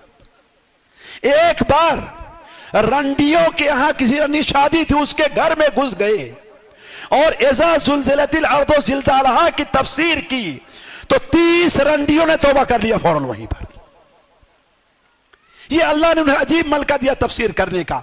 दूर दूर से लोग आया करते थे। एक दिन एक जवान सिकंदराबाद का रहने वाला, शायद 45 किलोमीटर है वहां से, कहां से? दिल्ली से 45 किलोमीटर है। उसने जल्दी जल्दी अपने जामन को लाया, जानवरों को बंद किया, बांधा, चारा दिया और भागते हुए आया ताकि आज हम क्या करेंगे, शाह इस्माइल शहीद के दर्स में हाजिर होंगे। लेकिन जब वो पहुंचता है तो शाह साहब अपना दर्स खत्म करके चांदनी चौक का जो रास्ता है नई बाजार का, उधर से जा रहे थे, नई सड़क का उधर से जा रहे थे। वो बेचारा पहुंचा तो जलसा खत्म हो चुका था। देखा पलट के मैंने उम्मीद मर चुकी थी, देखा पलट के मैंने उम्मीद मर चुकी थी, पटरी चमक रही थी, गाड़ी गुजर चुकी थी। लोग वापस जा रहे थे और शाह साहब की गाड़ी गुजर गई थी। गया रास्ते में सामने खड़ा हो गया, कहा हजरत बड़ा अफसोस है। कहा किस बात का अफसोस है? कहा अफसोस है कि इतनी दूर से आया हूं आपकी तकरीर सुनने के लिए, और जब मैं यहां पहुंचा तो आपकी तकरीर खत्म हो गई थी। शाह साहब ने कहा कि हाँ बेटा, क्या हम होते तो क्या कहते हैं, अरे बेटा चलो कोई बात नहीं है, तुम्हें तुम्हारी नीयत का सवाब मिल गया है, फिर मौका मिलेगा। यही कहता ना, हम जैसे मौलवी यही कहेंगे ना। लेकिन शाह साहब ने कहा बेटा तुम मेरी तकरीर सुनने आए थे? कहा हाँ। कहा बैठ जाओ सड़क के किनारे, सड़क के किनारे बैठ जाओ, मैं तुम्हें अपनी तकरीर सुना दे रहा हूं। कहा कि मुझे अकेले सुनाएंगे? मुझे अकेले? कहा जिस अल्लाह को राजी करने के लिए इन तमाम लोगों को सुनाया है, उसी अल्लाह को राजी करने के लिए तुझे भी सुना दूंगा पूरी तकरीर। और बैठाया और पूरी तकरीर सुना दी वहां पर उसको। साथियों ये है इखलास, ये अलामत है उसकी। ये काम किसके लिए करते थे? उन्हें मजमे की परवाह नहीं रहती थी कि 100 आदमी है कि 10 आदमी है, 1000 आदमियों का मजमा है या क्या है। यहां तो हमारी सूरत हाल ये है कि हमको बॉम्बे से बुलाया जाए, औरंगाबाद से बुलाया जाए, और मैं देखूंगा मस्जिद भरी नहीं, सामने चंद लोग बैठे हुए हैं, तो मेरा माथा घूम जाएगा और तकरीर का मूड नहीं बनेगा हमारा। है बात सही कि नहीं सही है? क्यों, किस लिए नहीं बनेगा? इसलिए कि इखलास की कमी है। तो इखलास की पहली अलामत यह है कि बंदा कोई काम दुनिया के लिए, किसी को दिखाने के लिए नहीं करता। किसके लिए करता है? अल्लाह ताला के लिए। अब इसका अंदाजा लगा लीजिए आप लोग। दूसरी अलामत यह है, जरा गौर करेंगे, दूसरी अलामत यह है कि तन्हाई में नेक अमल करना उसको ज्यादा अच्छा लगता है लोगों के सामने अमल करने से। है बड़ा मुश्किल काम। तन्हाई में अमल करना उसे ज्यादा अच्छा लगता है लोगों के सामने अमल करने से। क्यों? लोगों के सामने अगर 10 आदमी मस्जिद में हैं, नमाज पढ़ रहे हैं, तो आपका जी उसमें बैठने से लगेगा। लेकिन सारे लोग निकल गए, आप अकेले पड़ गए तो जी तबीयत दुखताएगी, जी कहेगा कितना जल्दी भाग खड़े हो हम यहां से, है ना। ये इखलास की कमी की वजह से, इखलास की कमी की वजह से। आदमी देखे लोगों के साथ नमाज पढ़ता है तो लंबी नमाज और एहतियात से पढ़ता है कि रात की तन्हाई में जब अकेले खड़े होता है तब नमाज को बेहतर बना करके पढ़ता है। जब लोग देख रहे होते हैं तब अपनी नमाज को लोगों के सामने खड़े होगा, तो अगर खारिश हो रही फिर भी अपने हाथ को, क्यों, लोग क्या कहेंगे, और अकेले में है तो है बात सही कि नहीं सही है। तो इंसान को यह एहसास हो कि जो उसका अमल क्या है, तन्हाई में नेक अमल ज्यादा पसंद करे लोगों के सामने। इसीलिए इबादुर रहमान की सिफत है वल्लज़ीना यबीतूना लिरब्बिहिम सुज्जदन व क़ियामा। अल्लाह के बंदे वो हैं जो रात गुजारते हैं इस हाल में कि कभी सजदे में और कभी हालते क़याम के अंदर हैं, कभी सजदे में और कभी हालते क़याम के अंदर हैं। इसीलिए साथियों, मेरे अजीजों, मेरे दोस्तों, हम में से हर शख्स को कोशिश करना चाहिए कि अल्लाह के लिए कोई ऐसा काम करे जिस नेक काम पर किसी को इत्तिला ना मिले। कोई पड़ोस में आपके बेवा औरत है, गरीब है, लोगों से बताए बगैर आप उसके खर्च का बोझ उठा लीजिए आप, या जितना आपसे हो सकता है रोजाना उसके घर पहुंचा दीजिए, वो जानने ना पाए। आखिर हम लोग ये किस्से हजरत अबू बकर उमर के जो पढ़ते हैं कि रात को बुढ़िया की जाके खिदमत किया करते थे, तो पढ़ने के लिए है कि अमल करने के लिए? तो हम में से हर शख्स ये सोचे कि कोई वो अमल करे ऐसा जिस पर उसके और अल्लाह के दरमियान के अलावा किसी को इल्म ना हो। मियाने आशिको माशूक रमजेस्त किरामन कातिबीना हम खबर नेस्त। आपके दरमियान वो ताल्लुक होना चाहिए कि कोशिश हो कि अगर किरामन कातिबीन का भी उसका इल्म नहीं तो वो भी हासिल हो जाए। इसीलिए उलमा कहते हैं क़यामत के दिन एक दफ्तर तो वो होगा जो किरामन कातिबीन लिख करके पेश करेंगे, और एक दफ्तर और होगा जिस पर सिर्फ अल्लाह को इत्तला होगी, किसी को उस पर इत्तला नहीं मिली होगी। वो दफ्तर कौन सा होगा? वहुस्सिला मा फिस सुदूर, वहुस्सिला मा फिस सुदूर। सिर्फ वही नहीं कि नामे अमाल पेश होंगे, जो कुछ दिल के अंदर सोचा है अच्छाई और बुराई, जो कुछ दिल में रखा है, किस नीयत से ये इतना तुमने किया है, ये दफ्तर में जो लिखा हुआ है। इस दफ्तर में जो लिखा है तुम्हारी नीयत क्या थी, दिखावे की थी या तुम्हारे अल्लाह की थी, ये अल्लाह के अलावा किसी और को मालूम नहीं है। वहुस्सिला मा फी सुदूर।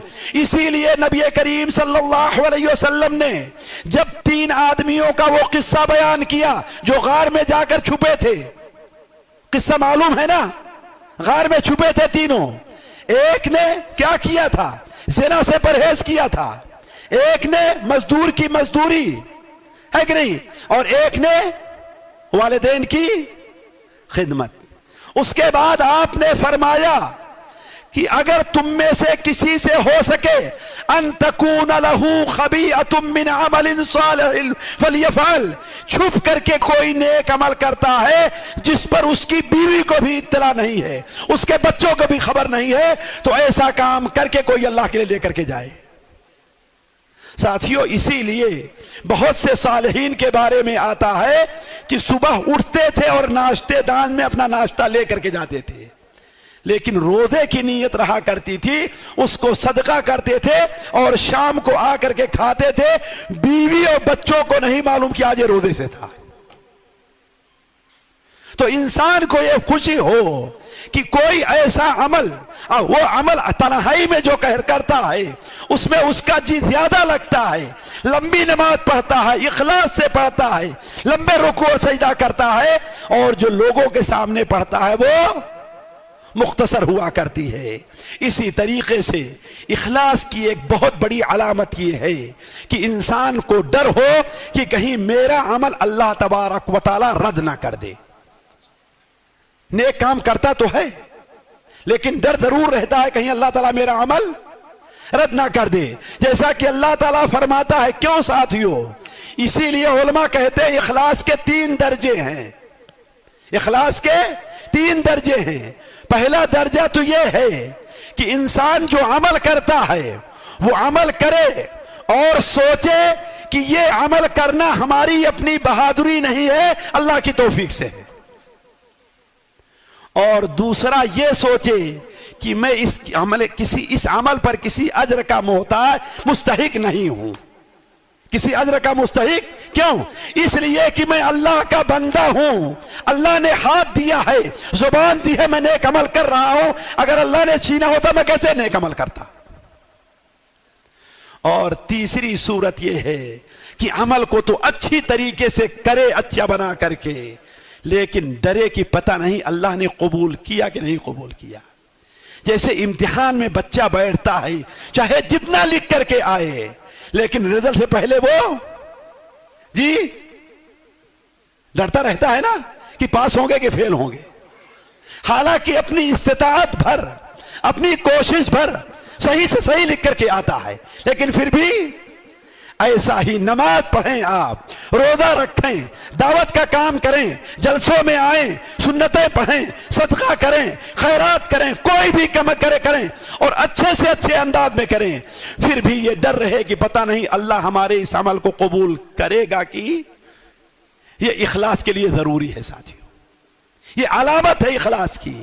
تبھی تو مائی عائشہ رضی اللہ تعالی عنہا، سنن ترمذی میں روایت ہے، جب انہوں نے سورہ مومنون کی یہ آیت پڑھی، والذین هم من خشیۃ ربهم مشفقون، اللہ کے وہ بندے جو اللہ کے خوف سے لرزتے رہتے ہیں، والذین هم بآیات ربهم یؤمنون، وہ لوگ جو اللہ کی آیات پر ایمان لے آتے ہیں، والذین هم بربهم لا یشرکون، وہ لوگ جو اللہ کے ساتھ شرک نہیں کرتے، والذین یؤتون ما آتوا، اور وہ لوگ اخلاص کے ساتھ، بڑے اخلاص کے ساتھ جو ان سے عمل کرتا ہے عمل کرتے ہیں، اس کے باوجود اللہ تعالیٰ سے ڈرتے رہتے ہیں۔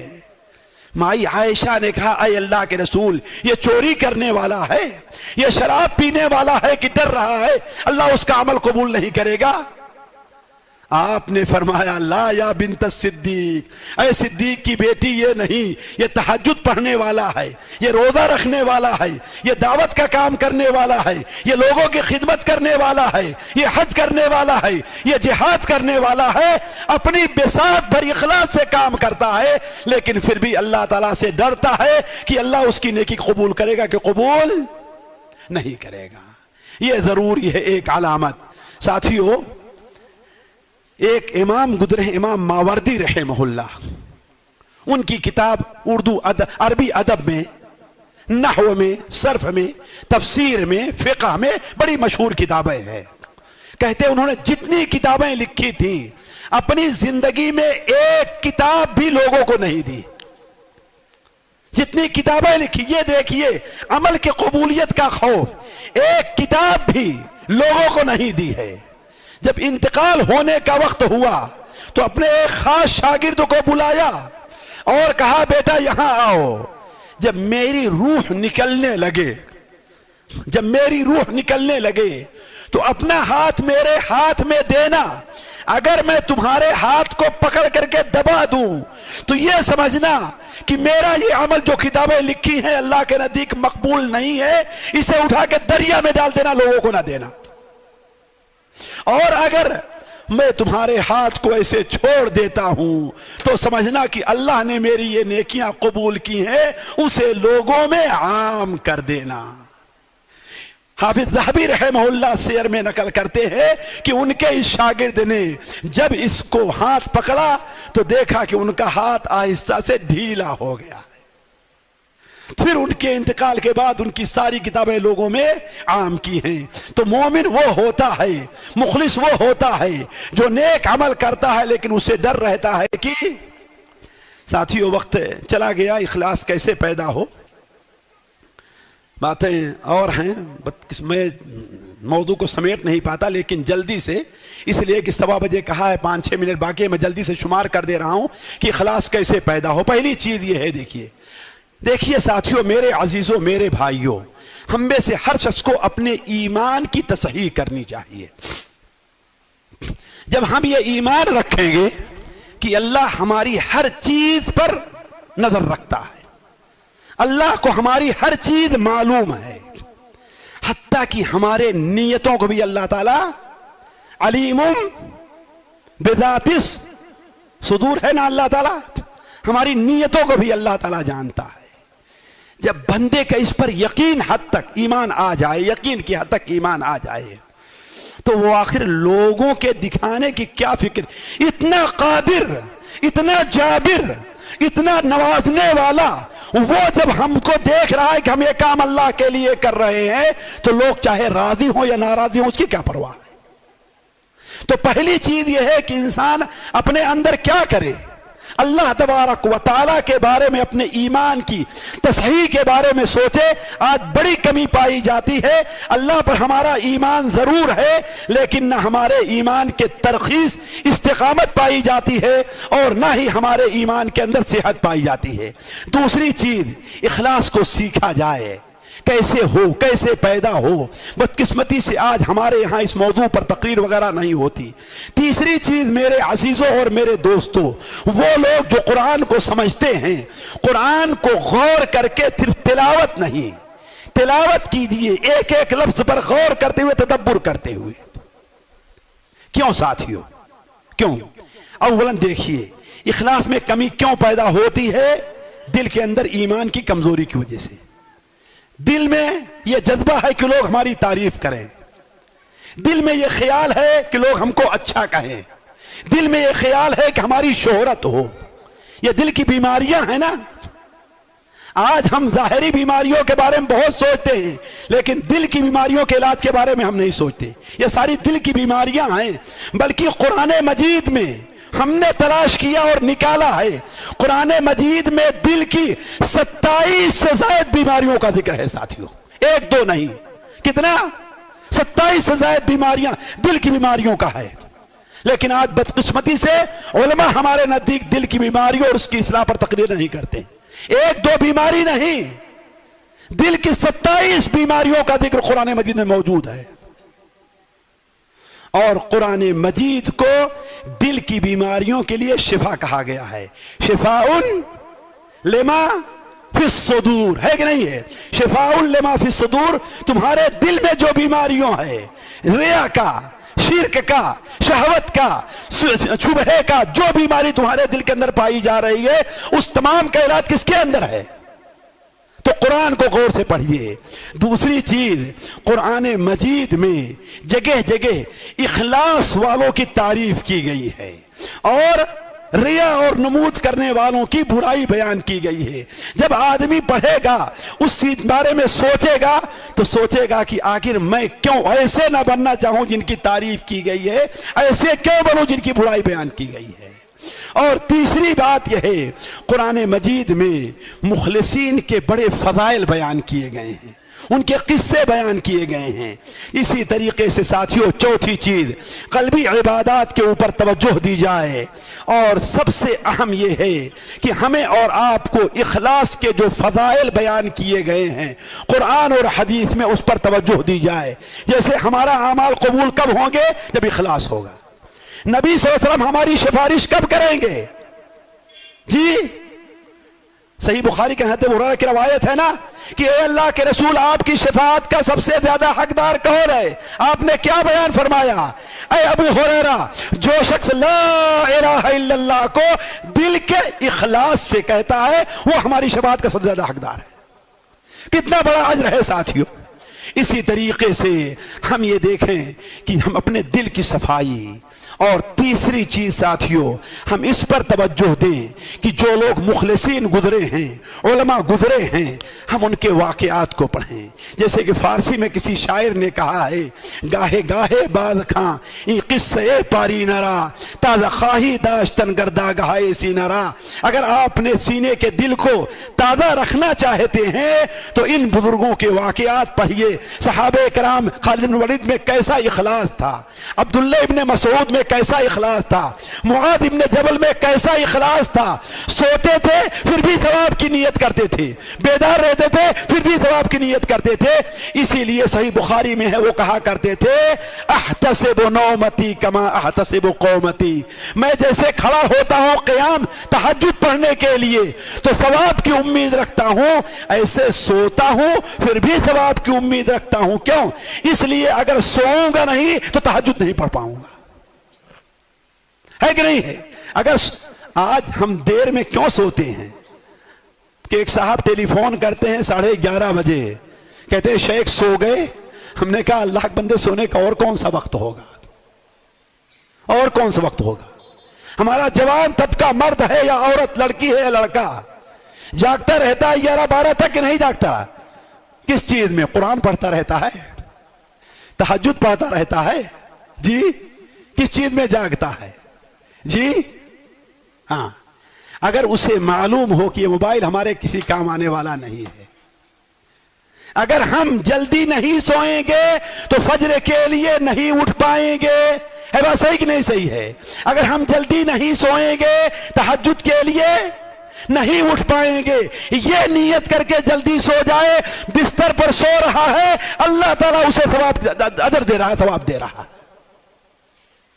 इसीलिए हज़रत अब्दुल्ला मुआज़ इब्न जबल ने क्या कहा, अहतसिबु नौमती कमा अहतसिबु कौमती। इसी तरीके से हमें यह सोचना चाहिए साथियों कि बंदे के अंदर जितना इखलास होगा, अल्लाह तबारक व तआला उसके गुनाहों को जैसा कि अभी हमने बताया ना कि एक पुर्जा 99 के ऊपर भारी पड़ गया। क्यों? इखलास। इतने गुनाह 99 दफ्तर गुनाह के हैं, अल्लाह ने क्यों माफ कर दिया? इस इखलास की वजह से। तो इखलास के बड़े फ़वाइद हैं और उसकी बड़ी अहमियत है। ज़रूरी है कि हमें और आपको उसके ऊपर तवज्जो देना चाहिए। अल्लाह ताला हमारा और आपका यहाँ पर जमा होना कबूल फरमाए। यहाँ जमा होने की बरकत से अल्लाह ताला हमारे अंदर इखलास पैदा कर दे। अल्लाह ताला हम में से हज़ को तौफीक दे कि इखलास को सीखें, उस पर तवज्जो दें और उसके मुताबिक अपनी ज़िंदगी बनाने की कोशिश करें। अल्लाह ताला हमारा और आपका यहाँ पर जमा होना कबूल फरमाए। यहाँ जमा होने की बरकत से अल्लाह ताला हमारे गुनाहों को माफ़ कर दे। अल्लाह ताला हमारे दिल में ईमान की, इस्लाम की, अपनी इताअत की, अपनी इबादत की मोहब्बत डाल दे। अल्लाह ताला हमारे आपके तमाम जायज़ ज़रूरियात को पूरी फरमाए। अल्लाह ताला जो बीमार है उन्हें शफा अता फरमाए, जो लोग परेशान हैं उनकी परेशानी को दूर फरमा दे। ऐ अल्लाह तबारक व तआला, इस मुबारक मजलिस और इस मुबारक जगह के वास्ते से तुझसे सवाल है कि उम्मत मुस्लिमा की हिफाजत फरमा और उनके तमाम मसाइल को दूर कर दे, हल कर दे। ऐ अल्लाह ताला उनके दुश्मनों को तबाह और बर्बाद फरमा। परेशान हाल लोगों की मुसीबत में, परेशान हाल लोगों की तबाही और बर्बादी जो हो रही है, ऐ अल्लाह ताला उनमें उनकी हिफाजत फरमा। वस्सलामु अलैकुम व रहमतुल्लाहि व बरकातुहू।